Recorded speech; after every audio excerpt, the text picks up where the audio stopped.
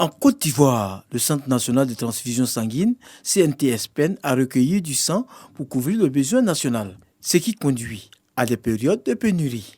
Le besoin annuel actuel étant estimé à 240 000 poches de sang par an. À ce jour, le CNTS ne collecte que 160 000 poches et un gap de 80 000 poches de sang reste à mobiliser.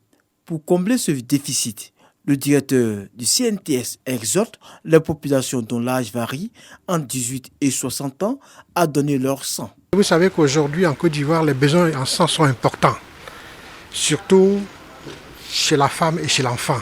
L'acte que M. l'ambassadeur pose avec sa communauté est un acte de solidarité, de générosité, mais aussi un acte de participation à un acte de santé. Il n'y a aucune substance qui peut remplacer le sang. Ce sont les communautés qui vivent ensemble, qui dans un geste de solidarité s'entraident pour donner un peu de leur sang.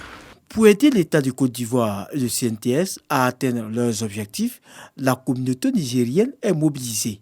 Nous avions dit que le don de sang n'était pas seulement un souci pour les Ivoiriens. Il fallait que toute personne qui réside en Côte d'Ivoire soit vraiment impliquée. Et nous avions dit que nous allons contacter les autres communautés.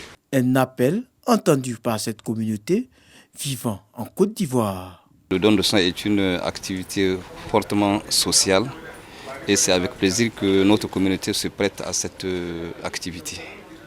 C'est pour cela que nous avons honoré de notre présence ici, pour en tout cas donner notre sang. Donner son sang, c'est une œuvre sociale qui est très importante car elle permet de sauver des vies humaines.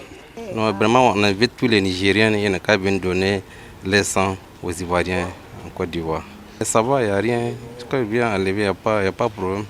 Le directeur du CNTS, Konaté Seydou, se réjouit de la mobilisation pour cette opération. Il souhaite que les autres communautés vivant en Côte d'Ivoire en fassent autant.